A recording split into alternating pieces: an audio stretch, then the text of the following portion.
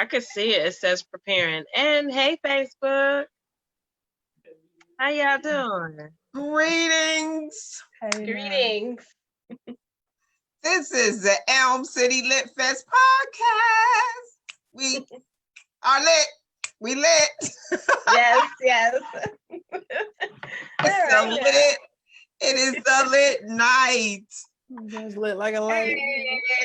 I am Ife Michelle Gardine. I am the creator of the Elm City Lit Fest, which was scheduled for April, but it's going to be happening in September. But until then, it's going to be happening live. And the Elm City Lit Fest is a celebration of African American literature, the literature of the African diaspora, because it's Caribbean literature, African literature. I wanted to create a celebration of African American literature. I want everybody to learn about the literature of the diaspora. And I'm very, very happy this evening to be here to talk about this with everyone. And as you enjoy our discussion, please do your watch parties and all that good stuff. And we have one of my co-coordinators is Miss Shaw McAllister from Newark. Listen, Newark Jersey. house. And Charmaine, tell us a little bit about yourself. Well, I'm Sha. Thank you all for coming and spending time with us and fellowshipping. Originally, I'm from Irvington, Newark, New Jersey, but I came to New Haven in 2014 to go to Albertus Magnus. And there, I got involved. I was an RA. I started the Student Justice League at Albertus. We were an on-campus organization, and our job was really to bring awareness. So we held panels, discussions. Students would work with faculty on different topics like human trafficking, police brutality, just really checking in with the community that was around Albertus as well. Currently, I'm the development coordinator at the New Haven Symphony Orchestra, and there I'm the middleman. So everything that isn't being the director or writing the grants is your girl. Okay, So, your girl. All right now. And she with the Elm City Lit Fest and I'm as a working volunteer. with I'm so grateful to have a sister. Tonight, I'm so excited to talk to these two sisters from Hartford. Hey, the now. Hartford Literary Integrated Trailblazers. Yes. Hey. Thank you for having us. It's an honor. It's Hartford Lit and New Haven Lit. How about that? Coming from the 860. And we have we have Enzima Hutchins, every kind of lady, and Miss T'Challa Williams. Enzima, tell us a little bit about yourself, baby. Okay, so I am an author, a poet. I am an expressive writing coach, and I am a person who is connected with my community. I'm a community advocate for the Greater Hartford Family Advocacy Center. And yes, I am the founder of the Hartford's Lit, and I have my co-founder here with me. We are partners in crime. We've been knowing each other since forever, since I think 98% of my life. Yeah. And so we're doing things, and we're happy to be here, especially talking about everything literary. So. Oh gosh. So T'Challa. Hey now. What's going on? You, the activist, artist, poet, actor. Come on, all of you. All those great things. What's going on, y'all? It's your girl T'Challa, co-founder of Hartford's Lit. I'm also co-host of the podcast Unapologetically Speaking. I am the owner of Write Inc. Productions, which is a publishing company that I just launched. We have one book, which is a 31-day devotional, which is published in English and Spanish. So shout out to Dr. Rose L. Smith Hill. I am also recently a part of the Greater Hartford Arts Council Artist Advisory Committee. So I'm excited about being a part of that. I think it's important to make sure that you're a part of all the different organizations going on in the community, and that you put your time in. So I'm putting my time in, and that's just for the iceberg. Absolutely, Yeah. absolutely. And I met these ladies in 2 years ago in 2018. When I started thinking of the celebration of literature of the African American diaspora. I didn't exactly have a name for it yet. I was working it out. But I knew I wanted to do a book festival. I wanted to create a book festival in New Haven. New Haven, Connecticut is full of celebrations. We got a lot of theater here. We got a bunch of theater companies. We have the Arts and Ideas Festival that is happening as we speak, virtually for the next few weeks, actually. And we have so many things, but I'm a writer. I love writing. And I love African American writers. I love writers from my culture. You know, so I was like, we're gonna have a celebration, and we have a lot of talented writers in this state. That's a fact. Yes, And we all have been someplace. The talent isn't the issue. It's access. Girl, and everyone needs the exposure. So I was on Instagram, and I actually met Enzima a few years ago at an event in Hartford with our good friend Abiodun Oyewole from The Last Poets. He had come down there to speak, and I met Enzima. So we had connected on social media, and then I saw, and so I'm following her, and I see this Hartford Literary Integrated Trailblazers having a book festival. I was like, wait, what? I want to do that too. Let me hook up with them, because this is also what this is about. It's about the collective, the collectivity, the collective working together as sisters. We ain't in no competition. Exactly. We want to take over the whole state. We want to show everybody in this sterile New England cracker state that there is a representation of African American culture. Exactly. With that said, what was your motivation besides being artists about to start the Hartford's book festival? And we'll start with Enzima and then you, T'Challa. Okay, so as a visionary of Hartford's Lit, I initially thought that there was nothing that inspired me. You said we live in a literary state, and as being a author and a poet, you know, we're invited to many tables, and every time we looked around, it just didn't feel really inclusive. It wasn't something we was interested in. We connected. Everybody had like the same kind of grit, feel, investment, and we thought, you know, we needed to have our books, our stories told. We have I have my mission statement here, and one of the things that was driving us was the production platforms. So one of our goals was to provide trainings and workshops, resources for people in our community. And so, yeah, I thought that, you know, I talked to Shala, and oh my God, she came with like a ball of fire.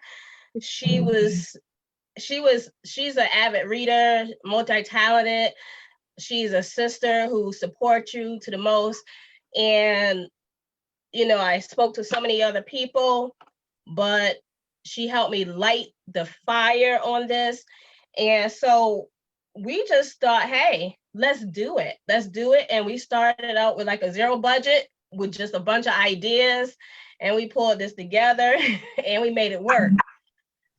So that's all you need. An idea and a drive. Listen. Yeah, the drive drove it.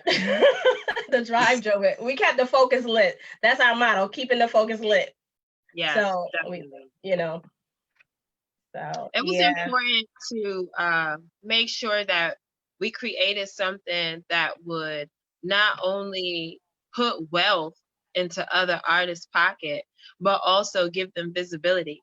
Because we were finding that being a part of the open mic scene and being a part of the author scene, there were things that everybody wasn't getting access to.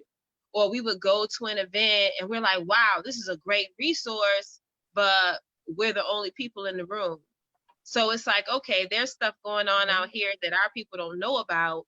How do we network and build a place where we can make sure that they're getting a piece of the pie? Because there are millions of dollars in the arts in Connecticut. Millions.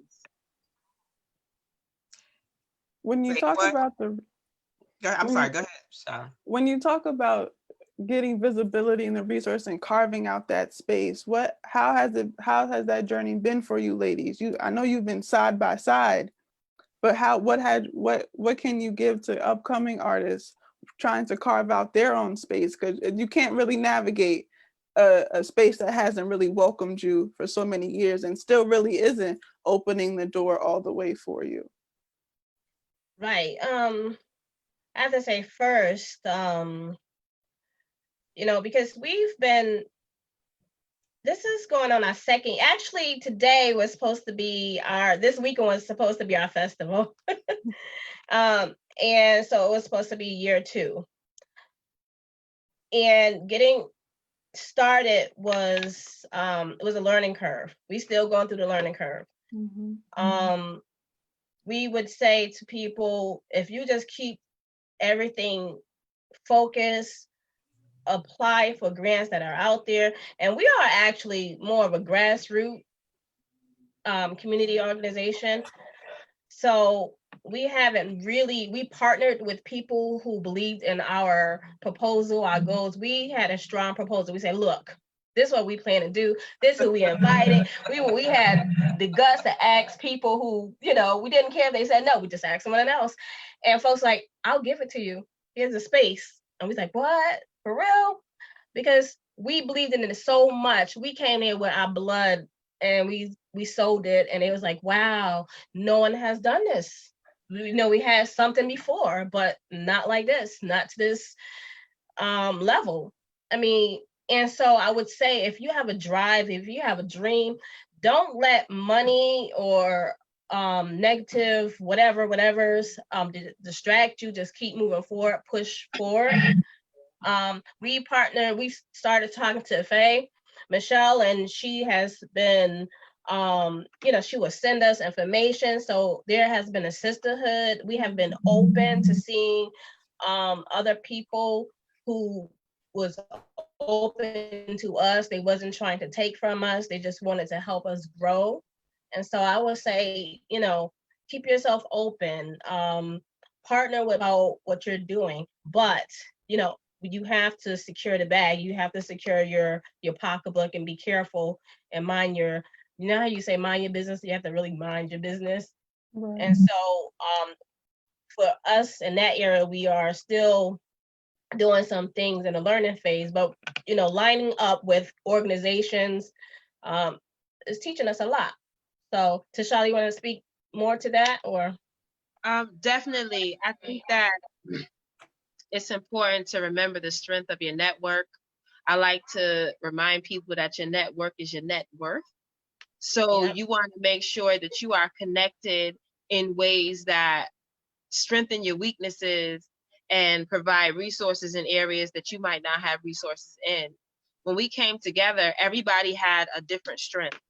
Mm-hmm. Some people were able to come to me and some people weren't. Some people were able to drop $100 on flyers. Just however they were able to put in, whether it was a connection that they had that brought somebody to the table that benefited us. Something. Right. It was an exchange. They brought their plate. So it wasn't so much, well, I want to handle this or I want to handle that. It was like, no, this is what I do. And it's like, okay, boom, that's perfect. Here you go. And this is what I do. So I'll stay in my lane. And everybody had their strength. And when we came together, we just were able to make things happen. Things like the finished and unfinished works, our event, Brothers Be Heard, which was a platform so that the men could voice whatever they were feeling, whether it was poetry, words. We wanted to make sure we had room for the elders to speak, but we wanted the men to talk to us. And that's so important. It's so rare. And that's the kind of thing that we focus on. I have muted myself, sorry, because I wanted to make sure I hit everybody. So like I said, my inspiration was like, I'm a writer, always loved literature, and was inspired by, of course, like writers like Toni Morrison. Actually, in when I was in high school, Zora Neale Hurston,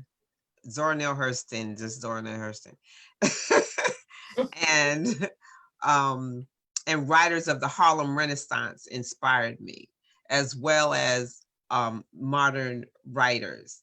And I want to ask y'all, like, when I was when we met and I was telling you about the festival, what made you say, okay, sis, I'll come on? I was, well, first it was energy. It's all, with me, it's always energy. You came to me like, listen, I'm trying to do this for the community and that we can keep it. We need to get this out here. People need to start reading. I was like, okay, yeah, let's do it. Like, let's make it happen, because books for me, they take you into a different place. You can get caught reading something and you would have never known unless you read it. Whether that's when people had the Twilight era, whether you're reading Black Power, White Mass, you could end up anywhere in a book. You could end up some of the deepest places in this world in the book. And once you know, and can't nobody take that from you. And I see the power in that. There was a time people were burning books.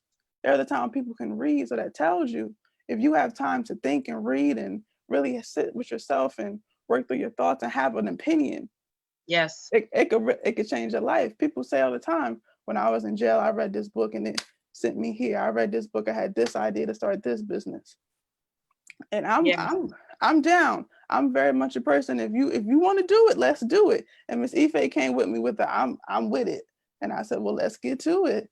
I got gas and time. Let's make it happen. Right. Gas and time. For that, I'm very grateful. I'm also I'm proud to say I'm a board member of the Literacy Volunteers of Greater New Haven.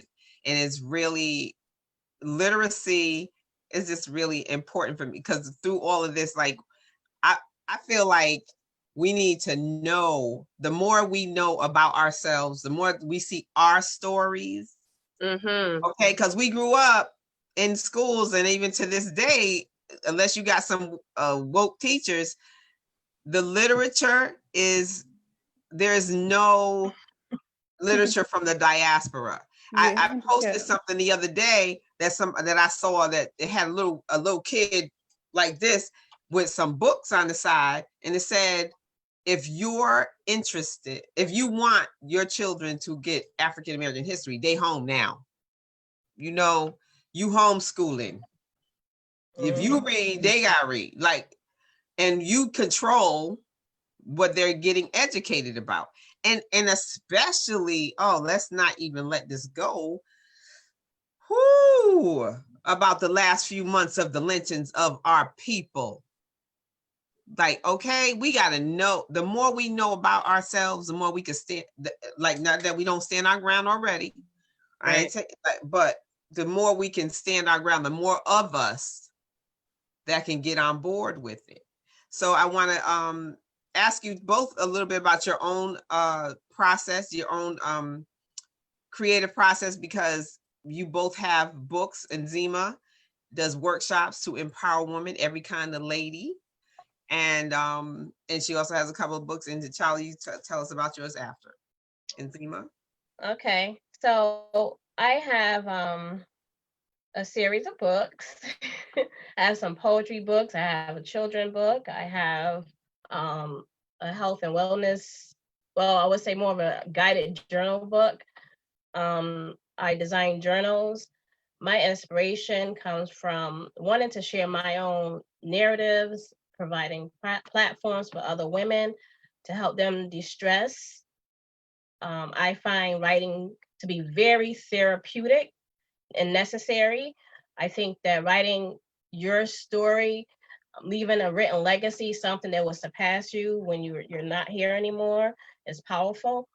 I think that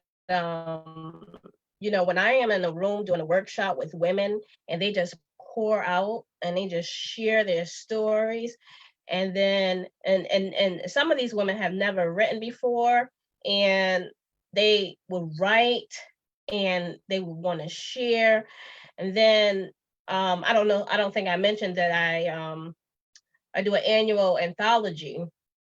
So now these women are able to see their words in print. And so I have an anthology coming out. It should be out before the fall. It's called The Every Kind of Lady in My Sister's Pages. And I connect with women on all different levels. And that right there, I feel like I'm doing something. I feel like that feeds me. And I feel like they're getting something that's cathartic. They're making discoveries. And so with my books of poetry, is written in a monologue fashion.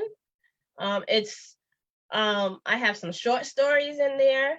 I have some quotes, some writing prompts. I mean, it's all over the place. But I will have to say that I'm most proud of my Every Kind of Lady first book and my Every Kind of Lady writing prompts, expressive writing journal prompt book, because I find that to be a tool that I can take into a workshop. And I have taken this book to hospitals, universities, retreats, and the feedback has been nourishing to my soul. And my process, I think I've been doing this for a long time. I think I've been writing for a very long time. I've been writing since my Dear Diary days. I've been writing things that, I wasn't so confident to say out loud. I am a shy person, although I'm talking to women all the time or people all the time, but I'm a very shy person. And but I find that writing how I feel like the person who's behind the scenes that put it out there on paper, and I tell people stories. What else? Just pretty much, I just wanted to say that outside of the poetry and the short stories and the writing to heal process, I have developed relationships with people that is long term, and I find that I am helping people. I am stepping into territories that I have not seen myself until I went through this process. So it is inspiring for me to keep going to advance myself in certain positions. So I find myself taking courses to upgrade my bachelor's degree, to upgrade myself with counseling skills, to deal with the trauma brain. I am a sexual assault advocate, a crisis counselor. I said I was a community advocate, and I thought it was necessary because after you set fires, fire has no form. Once you open up the thing, it just start burning things down. You need to be able to help people after, to help them process what they just opened up with, or to have tools to take away so they can self-care for themselves or to balance and bring it back.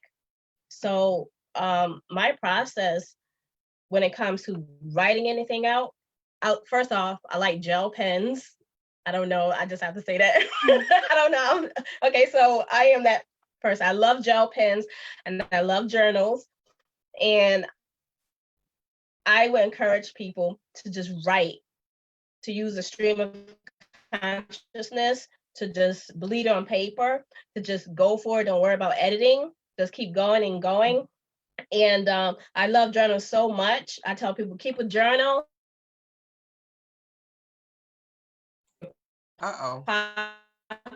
Book to carry it in the car, to put one next to your bed. I design journals. I love journals so much. I became a journal designer. So that is encouraged. That encourage and inspire other people to do the same. And so. Okay, Miss Shy. Too much. You have all that happening, Miss Shy. Okay. I know. Anyway, okay. So You are a well-rounded resource. Like everything that you said, you are so like widespread in your community. People can come to you for anything, and Yeah. that's beautiful. Thank you. I That's have important. to mention the most heartfelt or the most challenging task with doing this was working with a group of girls at St. Francis Hospital and doing workshops with a group of girls who have all been sexually assaulted or just raped. Because I think when you say that, it just seems so soft, and I have to make it as ugly as it is. And to walk into a room and to hear girls' stories from 11 to 17 years old to start pouring out and sharing out, and then bounce back into their fresh innocence. Um, I couldn't even give eye contact after a while. I was just so emotionally, stretched. And I needed to know that when you do things like that, when you open up, sometimes you don't want to walk in and carrying your own stuff. You need to have a therapist. You need to have a friend to talk to pour yourself out, because you will have vicarious trauma. You will have trauma that would transfer from them onto you. And it was so challenging to me that I almost didn't ever want to do it again. But and Zima, yeah. that's another show. We're gonna talk Yeah. about the power of the word and the power of journaling and the writing workshop. Yes. So that's Because probably what every kind of lady does. Yeah. So T'Challa, tell us a little bit about your work and inspiration. Well, as a performer, I've always loved the stage. I've performed since elementary school. I've majored in theater in college. My first job was as a performer. So I've always loved the words and I've always loved stories. And from transforming different characters and bringing them to life, to creating characters of my own, to writing poetry, prose. I have 2 books of poetry, which I published myself because I think that it's important to be able to understand the process. I have 4 anthologies that I've contributed to, um, 2 other poetry anthologies that I've contributed pieces to. So I just like to be able to keep my craft sharp, but I've always and will always love the stage. So no matter what, I'll always be performing on stage someplace. And at the same time, I'm chairperson of the School Governance Council at Hartford High, because I think it's important to be connected to where your children are being educated, and you need to understand the process and get your hands in there. So, when I say that I'm in here and I know what my kids are doing and I know who, I got the principal's phone number, I can call her right now. So, you want to make sure that you are connected within the community and people recognize your face and what you stand for. So, the school knows if they want a poet, that they can call me and I'll be there no matter what. And that's important because that's important for parents to see that they can participate and for children to see that, performing art is important. It's important to have performers. It's important to tell your story. My grandmother didn't want me to be a performer. When she saw that I wanted to major, that I wanted to go audition and go to Juilliard, she was like, "Oh no, that ain't no real job." Yeah. So, it's important to understand and recognize the passion in young people, and it's important to light fires, and I'm committed to lighting fires. So if you come to me smoldering, I'm gonna light your fire. You better be ready to do that work. Absolutely. And you have a show coming up? Yes, I work with Ruby's Realm, which is a production company out of New Britain. I was in a production last fall with them, and I will be a part of the next coming production, which is called Snakes in the Grass. I'm also working collectively with some other poets who run open mics, and we're working on doing a week of poetry where we will highlight open mics every single day of the week. Poets from Waterbury, Bridgeport, Hartford, me. It's a beautiful thing to be able to come together with the collective and create again and produce and have that platform for other performers to come and shine their light and do what they do. That's what's important to me. You put a pen in my hand and paper in front of me, I'm gonna write something. When is that you said that's scheduled, I think you said it's scheduled for August. Yes. And how is that going to look with this, like you rehearsing and stuff, I know, but that like how we're rolling out with this shelter in place mess and how we have to be Well, separated. actually, the play will be dinner theater at the Mark Twain House in Hartford. It is now slated for November. I don't know how it's gonna look. I hope it looks like we can do it, because it was supposed to be in May, and then we got moved to August, and now we are moved to November. I hope they are able to open up, because we still rehearse, we take breaks in between, but the cast is a small cast, and we come together and we rehearse because we are committed to the importance of telling the story. There's some stories that you just can't drop on the floor for anything. So no matter what, you find a way to make sure that it happens. And that's how we feel about Hartford's Lit Fest. We were upset. This is our weekend. This is supposed to be our second annual festival. But no matter what, the festival will continue. That's not something that's going to drop on the floor. So whether we are in front of people and we have a stage and y'all are sitting in chairs, or if we create the platform online and the damn camera is the stage and y'all are sitting in your own chairs at home, we are still committed to what we do, and this work is going to happen. Absolutely. Ms. Nzima, you briefly spoke about when you were working with the young women who have been raped. Now, in you all's workshops, how has the fruit that you've given the young people, you've given them fruit and you're also giving them seeds. So how have you seen these seeds get planted in them and what you've sown into harvest? Ooh, can I answer this one? Cause I wear all the shirts. Like she said, if you ask me to show up, I'm gonna show up. So I put on my H-Lit shirt, and then when it's time for Every Kind of Lady workshops, I put on my Every Kind of Lady shirt. And to be in the room and you have women who've never put a pen and paper in their hand at all. And I love the way that Nzima moves through the room and allows people to become comfortable and allows them to open up. We have games. We have food, we have coffee. It is a safe space for every single kind of lady. And so when you get into this safe space and you start to shed all the outside, which she walks you through, then you get to this place where you have people opening up. We had one workshop where a woman, she had a name, and her name was the same name as the daughter who had passed away of another woman who was in the workshop. So that woman wasn't going to come to the workshop, but something told her to come. And when she got there, here is this woman. And this woman didn't even know. They don't know each other. But the universe does things when we come together and our intention is to heal. And that's what she does when she does these workshops. The intention is to heal. So when she sat there and whatever the woman who held the name, she read a poem or something, and it was a release. And then the woman was sitting next to her, and she was like, your name is my daughter's name. Every word you spoke in what you read was what I needed to hear. I needed to be in this place. So what happens is you start to understand the necessity of the space, and you start to understand that it has to continue.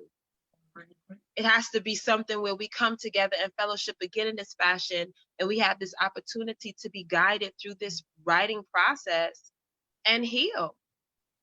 And it's a beautiful thing to experience. You go in and you're like, here we go, girl. And when we get there, we be late because we Libras. So we get there, we late, we grabbing stuff, we setting up books, trying to hurry up. And you don't really get a chance to settle, but you know that you're there and you have a job to do. And then when you get into that moment and you realize that that woman got a release that she couldn't get anyplace else, you know that your work is necessary. Wow. And that you have to continue. And intention sets the tone. You, no matter Thank whether you you. rushing or not, if your pure intention is to provide people that space, and we don't get that space as Black Right. people to do that, and those moments are so delicate when you get them. Because if you can let it out, if you're taking the energy, the hurt, the pain, and you're channeling it into something else, you can really let it go. But if you don't, it could manifest. It could sit. It could turn into behavior. It could turn into a sickness. Mm-hmm. Yes. Absolutely. Absolutely. And in this climate of anger and hate and frustration and all this that we are going through, because we are resilient people, first and foremost. We mad, but we're resilient. But we also require our space.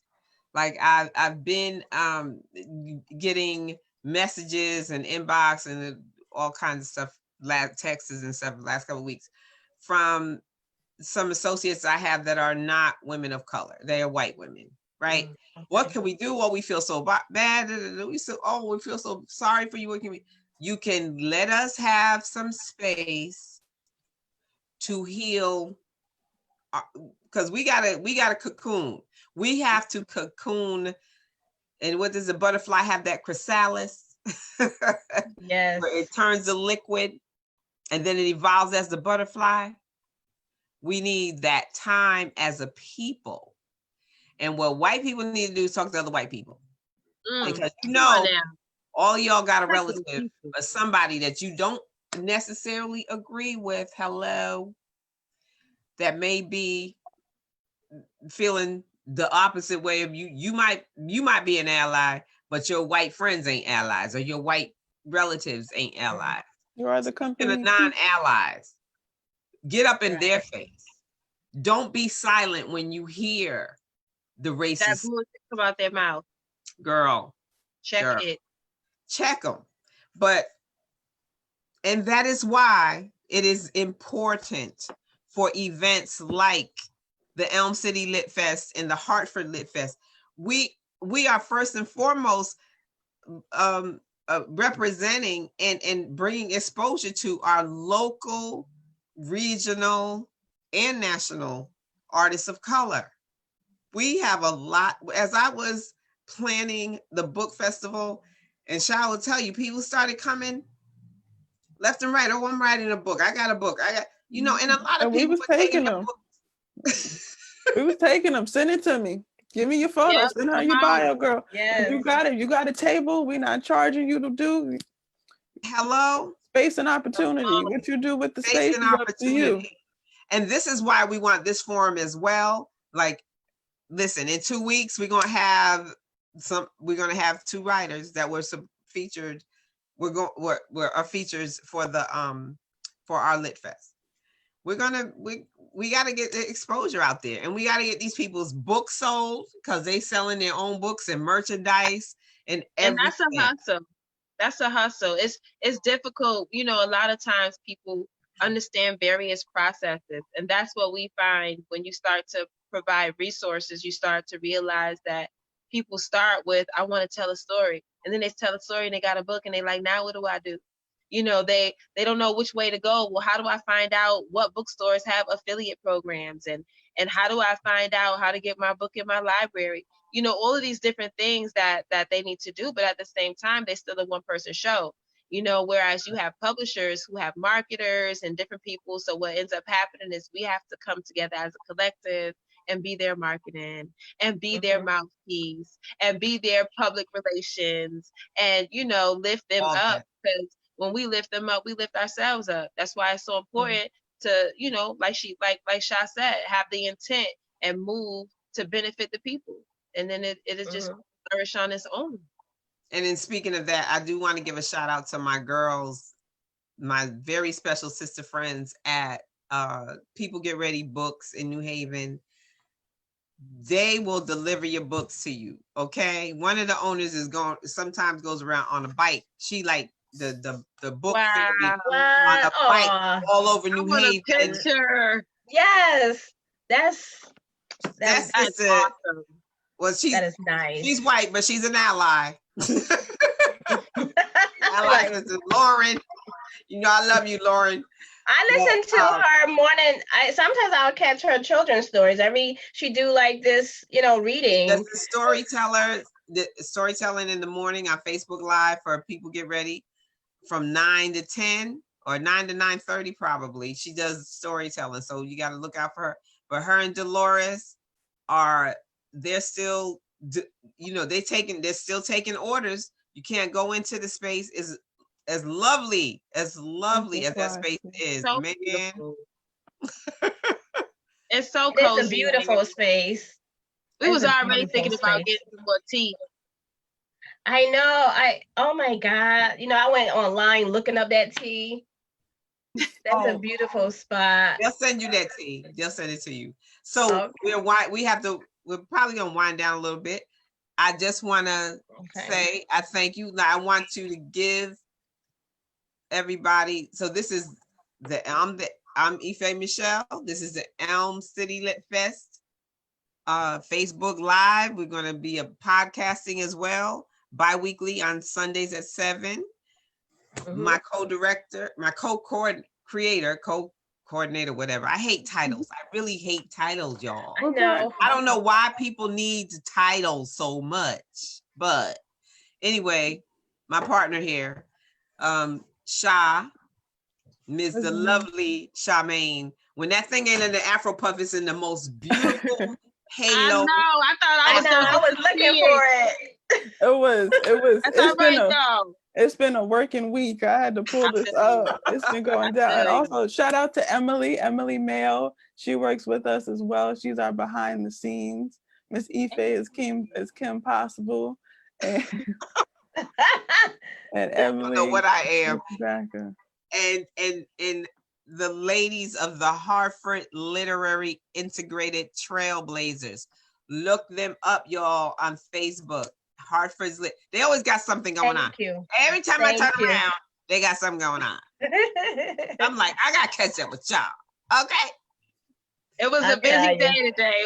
Oh, yeah. You just finished the workshop today, right? Yeah, we had 2 virtuals today. Woo, girl, zoomed out. And we want to thank Baobab. We did it. Oh, sorry. Go ahead. Talk about it. Go ahead, Nzima. Oh, no, we just spoke. We had Justice Mike. It was our first launch of a Justice Mike. So, hopefully we get to collaborate with you all and grab some folks from up there and we can, do this again. Oh, it was a good discussion. Absolutely. Great but we panel. Also, while I'm saying thank you, I want to thank Rev Kev and Baobab Tree Studios for facilitating this. We appreciate you because, I could be a little bossy. I'd be like, oh, I want this. I want this now. Right, Sha? Sha laughing. I'd be like, yes, ma'am. Yes, ma'am. I just be like, I'm with it. Tell me what to do. Rev Kev is very calm. Like, okay, you say. Yeah, you got to be comfortable with your team. You do. I am so grateful for you ladies. I'm so very grateful for Hartford's Lit, for discovering you all and the sisterhood that we have. And of course, I always say you my daughter from another mother. The universe aligns. It's right on time. It was meant to be. Right on time. So everybody holler at us on Elm City Lit Fest page. Tell a friend, tell your cousin, get your aunties together, the kids. Spread the word. And if you are a writer, holler at us. Send us everything. Peace out. We out. Thank you, Rev Kev.